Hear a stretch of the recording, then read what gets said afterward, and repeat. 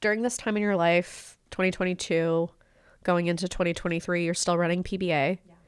I believe your client work is picking up. Yeah, I was on, Alyssa, it was the time of my life. Yeah? I had never made that much money before. I was doing so That well. girl. It was all of these years of really hard work that just finally I felt like were paying off. I was like, dang, this is like what it means to like Wow. make real money. I'm like, I'm okay. So your professional life was starting to check the boxes. Yeah. Your personal life was coming together. You had friends. You have community. Yes. What a wonderful time. Paid off all my credit card debt. Oh my I had God. money tucked away in savings. I had money 401k.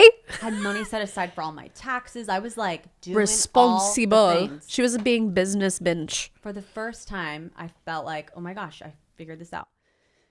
And then I lost it all. Literally lost every dime to my name. It was the week I was up in Maine. I was staying at this cottage with Lawrence, my dog. And we were there for just like this little summer getaway. At the time I was living with Crystal, but I wanted to take this trip. And I was up in the cottage and I got this phone call and I picked it up and someone said, hey, is your name Anna Vatuone? Do you live at this address? Are you a personal brand strategist? Like they knew all of these details about me and they were like, okay, we have some really weird activity going on under your name. We're really concerned that this is identity theft. And these were like really detailed descriptions of these details of my life. And so I'm initially just was panicked, like, oh my gosh, what is happening? Someone is like doing all of this illegal stuff under my name. Like we're talking money laundering, properties under my name, like all of these things that they started listing off. And so they said, okay, well, we need to make sure that we get your name cleared. And in order to do that, we have to like go through this whole process and we need you to take all of your money and put it into like this social security wallet, they told me.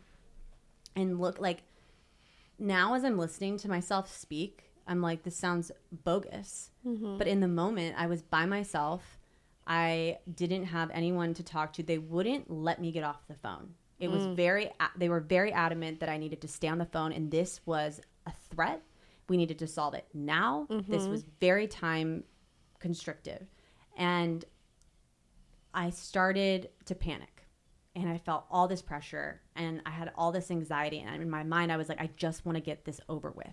I just want to do. You wanted to resolve it. I wanted it to be resolved. And so I was on the phone with them for probably 6 hours. Oh my God. They had me driving to different ATMs to take money out of my account. And they said that the social security wallet that I needed to put my money into was undercover and that I could access this by going to these Bitcoin places that they had at like all of these different convenience stores and gas stations. And these were government basically undercover spots where we did transactions like this for people who were in danger. Mm-hmm. But I wasn't allowed to say anything to anyone because then it would flag like something was wrong. And they had like all of these loopholes. And I can't believe I'm actually like revealing all of this right now, but it's been long enough where I feel like okay to talk about it. And I honestly don't want this to happen to anyone else. So yeah. I'm like, whatever. I don't know. So I have never talked about this before. This is very generous of you. I know this, like, this was a very hard moment in your life. You were crushed by this. Yeah. And mostly it's embarrassing, but I think where I really lost it was the very end.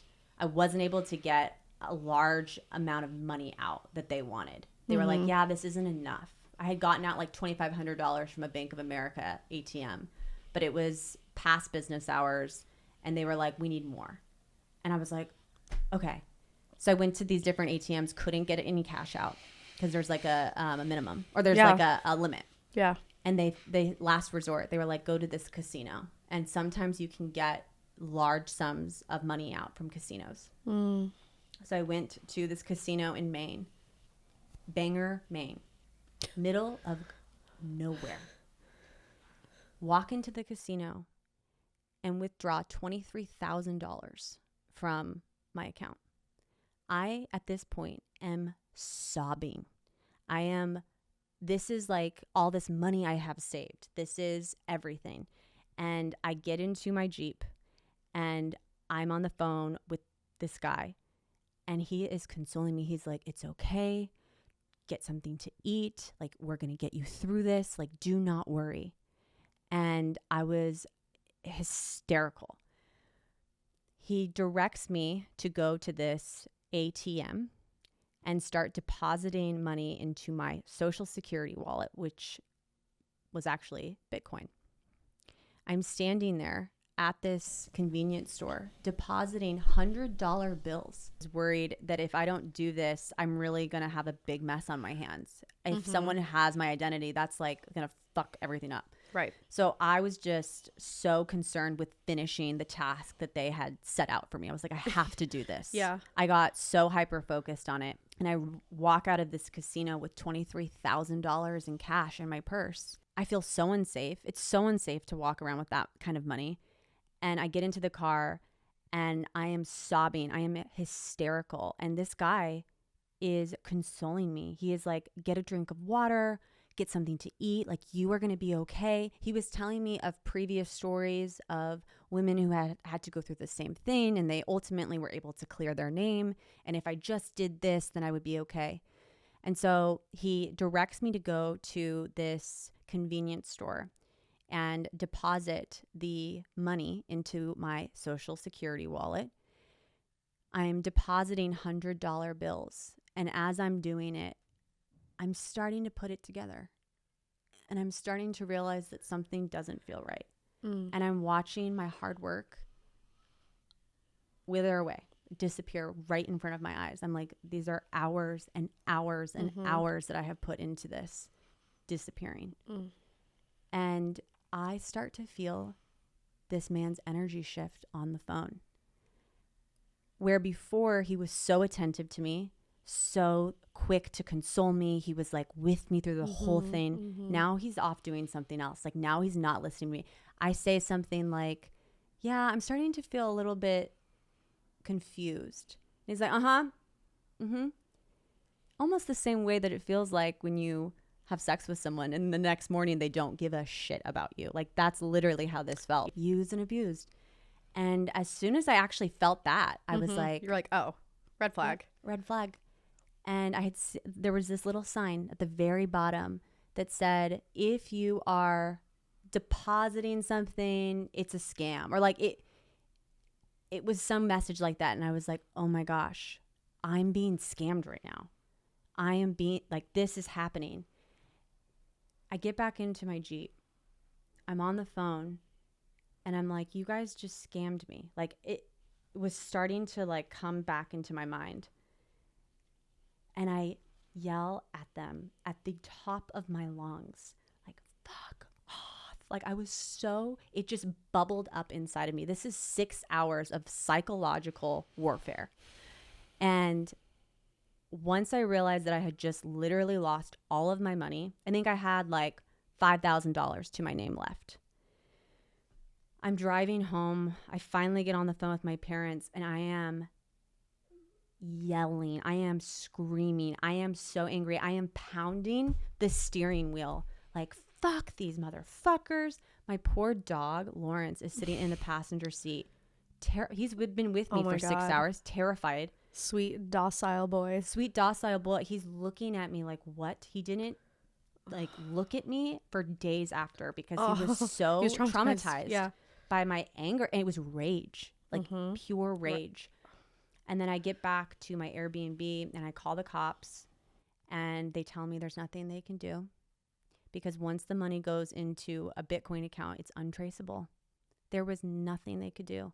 So I was so petrified and terrified. I couldn't sleep at the Airbnb that I had booked because it was out in the middle of the woods. And I said no. So I had the cop meet me at the Airbnb, check the entire property. and escort me out of there. And I booked a hotel that night because I just wanted to be around people. I was so afraid. The next day, I leave Maine early, and I meet Trevor for the first time in person the next day. Really? I had lost almost $20,000. The next day, meet the love of my life. You didn't cancel that day?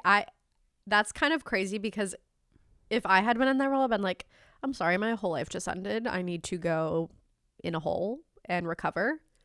Good for you.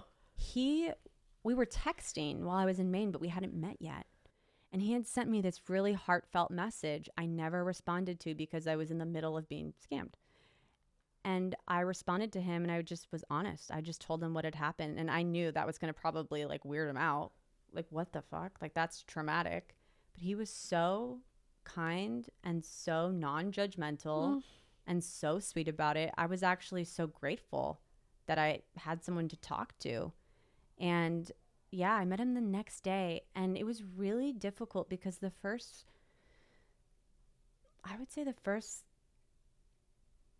entire part of our relationship, I was the most vulnerable I'd ever been in my life. Wow. I had no money. I was struggling for months to be able to pay all of my bills, to pay my rent, to be able to keep my assistant, my employee on. Like, it was so hard. I had to borrow money. Luckily, my dad he gave me $3,000, I remember, just to make it through 1 month because I could not do it. And Trevor he stuck by me through all of that. And it was hard for me because I had worked so hard to be this independent, secure, confident woman. And then I lost everything. It shattered and that I wasn't anymore. Yeah. I didn't feel confident. I felt ashamed. I felt so, at first I was like, I'm going to make it all back. I'm going to make it back in 3 months. And I was just like overly confident, trying to like make up for the shame that I was feeling. And then once I realized, wow, this is not going to just happen overnight, that's when the reality set in. And I really, it was really difficult to come to terms with. And then the market shifted. It was a different time. People were no longer at home, eager to take a 3-month course. Everyone was out in the world again. So things with business really shifted. PBA wasn't bringing in as many students at that point. And it was all happening right around the time where I lost all that money. And so I really needed to pivot. And so it really, that year, it took a long time to rebuild. And things are great now, but it's interesting because I thought that once I made all of that money back, I was going to be myself again. Like, I was going to feel good. And that's not what happened. I had to kind of be okay with waiting in the discomfort of not having money, of not knowing where the next paycheck was going to come from. I had to like just get comfortable with asking for help, with being vulnerable. And it wasn't until like Trevor and I sat down, I shared with him where I was at financially. At that point, we were engaged, and it was a really hard conversation because I was afraid that if he saw all my finances, he would have second thoughts about wanting to marry me. And no, he didn't. He was like, we're going to figure this out together. We're a team. And the next day, I think I signed like $30,000 worth of contracts. Like, it was just incredible.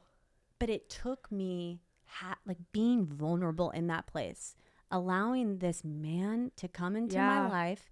And I don't trust. Up until this point, I had this broken relationship with trusting people, with allowing someone to come in to help me, that I remember thinking, this man is going to be my life partner. And I have to be able to let him see this. I have to be able to let him see me. Right. Oh, and it was so, he helped heal something within me.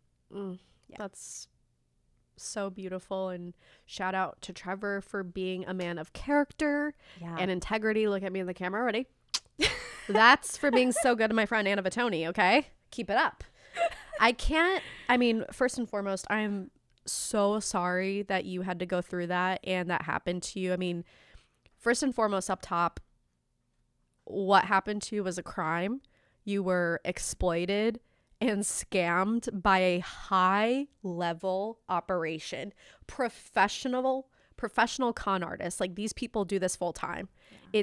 These are elaborate, high stress scenarios. So to that point, really not interested in hearing anyone's comments that are negative or abusive towards my friend. And if you are, I'm gonna fucking block you. So tread lightly. I appreciate this could happen to anyone. I mean, and I remember when you shared this privately with me and the PBA girls, it was so evident how hard this was for you. And you didn't even tell us really closely after that had happened. A day or two later. Yeah, that's when I met you. How full circle moment is this? There's many full circle elements happening right now. This beautiful is so divine. No, it is. It is. I feel I have goosebumps. I feel God in this Chili's. Yeah. Literally Awana. Yes, full Awana over here. Full Awana moment. No, I remember being I felt so angry for you because I had understood as a friend and an outsider on your life for a few years at that point, you really had scrapped and worked and busted your ass to be independent, financially secure, helming this successful business. Really, like, all of that money, dollar for dollar, you earned that with blood, sweat, and tears. And for it to be gone in an instant over this like traumatic thing, and then like you're left feeling like you said so yourself, like you felt so dumb. And like, how could you fall for, like, how, like, I'm supposed to be an intelligent woman, I'm supposed to be a business owner, like, I know better, I'm not but the thing is, like, the frightening reality is this could have happened to anyone. When you were telling me that story, I didn't even realize it was a scam till you got to the end. I would have been fooled too. So to that point, I'm so sorry you had to go through that, and those people are gonna absolutely rot, and I can't wait for that day to happen to them, because what you do is awful and exploitive and disgusting, and fuck you. But I can't help but think that I don't think you deserved that by any stretch of the imagination. However, it allowed for this really wonderful thing to happen, which is it brought you down and forced you to be vulnerable, open, and just kind of lay your cards out on the table when it came to this budding relationship that was going in a serious direction. And I can't help but think, like, I think you and Trevor, for sure, like, I do feel like you're meant to be together. Like, this was someone who was supposed to be in your life. But that moment really, like, solidified. Yes. Like, this is a partner I'm dealing with. And this is my partner. This is a person who, like, loves me for who I am and not the quote-unquote mistakes I'm making. And how he is showing up to you in one of your most vulnerable states ever. Like, that made your relationship. Like, it solidified to keep going. It's time to take this to the next level. And it, like, life is so weird. It has such a weird way of working things out. But, like, I do believe you had to go through that for whatever icky, weird reason. But, like, it has brought forth, that experience has brought forth so much more positivity than you could have ever imagined. I mean, it's interesting. I wouldn't have moved in with him, I don't think, had I not experienced that loss, because I can imagine I probably would have been like, I'm so independent. Yeah, you're like, I got this. I'm gonna live on my own for a little bit. Like, I think there's a part of you that kind of just like it shrunk you in a way, and you were like, you know what, I want to feel more safe. And I want someone to be in my corner and to help take care of me, and like tell me it's gonna be okay. Literally. And hold my hand on the worst days. Literally, Alyssa. Yes. That's exactly what I wanted. It was just like these giant arrows, like, pointing you down the path you're supposed to be. Yes. And I didn't regain any sense of confidence until I just got to the point. You know, when we were talking about earlier how we were like, you just get so sick of yourself eventually, you're like, all right, I gotta change. I got so sick of myself saying things like, oh, this is so hard. When am I gonna make this money back? I'm tired of being broke. Like, I'm tired of like living like this. I finally was like, it's not the money, it's me. It's the mindset. I'm not gonna talk like this anymore. I'm not going to like quit in my head every time things get hard. I'm just going to be in this and stop griping about it. You kept reminding yourself of what was done to you every day, and you kept painting the picture of yourself as a victim, even though, like, yes, you definitely were a victim in that situation, but it's like, there's no changing it now. No. Move forward, onwards and upwards. Is this going to define who I am the rest of my life? Literally. And as soon as I started to like make that shift, I feel so much more at peace. I'm like, thank God. I feel like secure because it's not coming from money. The security isn't coming from money. It's coming from within. I'm like, I've been through it all at this point. Yeah. I'm like, that's pretty brutal. That's pretty brutal going through something like that. Like, literally as an entrepreneur, like seeing your life's work go down the drain. Watching it, like actually in cash. That was weird. It's not like some torture virtual thing. Torture. But yeah. I'm so sorry, but thank you for sharing. And, you know, this is a deeply personal story to Anna, and she is sharing this here because she doesn't want other people to fall victim to this. So thank you for being generous and sharing this. I know this has been really hard for you to get over, and you don't love telling the story, but you're taking the power back. You're reclaiming it as a life lesson. Yes. And hopefully anyone out there listening, tuning in, if something like this ever happens, just know immediately. If you ever get any type of call and they won't let you off the phone, red flag number 1. If they're referring to all these things you've never heard of, red flag number 2. You at any time, it doesn't matter if it's a life or death situation, you as a human have the capability to hang up the phone, and if it's serious and real, they'll call back. Literally hang up the phone, call a parent, call a lawyer, call someone. Just run it by, gut check with someone. And I'm not even saying that as like, that's what you should have done, Anna. Like, no, they had you hook, line, and sinker. Like, this is good for people to hear. And this is a point you had made to me offline. You were away for the weekend and traveling solo. I think they were watching your social, and they knew when to go and when to target, because it's not when you're home with your family or with Crystal or like people to run this by. It's like when you are by myself, vulnerable, alone, isolated, you're out of your element. You get bad news, you start to freak out, and you go into problem solving mode. Like, how can I remedy this and make this better? And oh my God, my identity. After everything had happened, my dad gave me really good advice. Let's hear it. He said, anytime someone is putting pressure on you, that is a sign not to move forward. Exactly. Anytime you feel that pressure in any aspect of life, you stop right then. That story, I think, is the reason that I was here with you today. Like, to be able to share that. Like, I truly feel like that needed to be out there. Oh my God.